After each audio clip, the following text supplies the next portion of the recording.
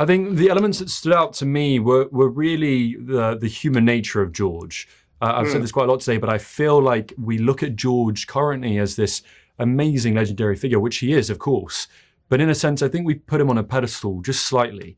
And I think what this film is really trying to capture is to show the human side of George, and that he isn't just this absolute legendary figure, but at a point, he was just like all of us. And I think bringing the humanity to him is really important. I'm obsessed with these what made the hero stories, I suppose, and their sort of rise to fame. And so I think that is what really stood out to me in this script, and it's showing that he's human.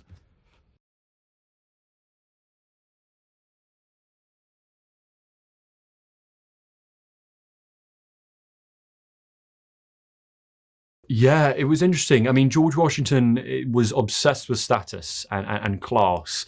And it's because he was raised in a middle-class family, but there was a massive difference between that and the class that his brother Lawrence could actually enter. You know, his brother Lawrence was in charge of the militia for quite a while, and so George could never really tap into that higher class of success and wealth, really. And he looked up to it. And so I think the ambition that brewed in him is really seen throughout the film, and that's why he really looks up to these characters. You know, they're all very successful in their own right. And so when George goes to these people, I think they see a little bit of themselves in George as well. You know, here's this 21-year-old boy, especially with William Fairfax. Sorry, not William Fairfax. Kelsey Grammer's character. It really shows... Lord Fairfax, yeah. Yeah, sorry, Lord Fairfax. I think it really shows that, you know, George is... The only difference there is the class and the ambition. And I think that's what is really important. And it just shows that, yeah, George had a lot of ambition and he was going to get there in the end, no matter what, no matter the differences and the boundaries.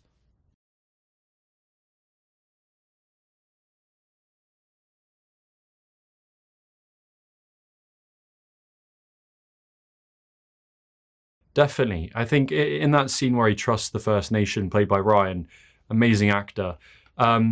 I think what that really shows from George is, I mean, George obviously grew up surveying. It was something that is little known about him, but he was always studying the land. And so his interactions with the First Nations were actually well before that scene in the film that happened. And so he was familiar with them. And at the time when everybody was very divided, he had a baseline of communication. And so he in a way, it wasn't a gamble, because he knew that, listen, if I'm getting something out of this and you're getting something out of this, we will work together. You know, a common enemy. I forget the line, but yeah. And so I think it shows that he's very open, and I think he was much more, I suppose he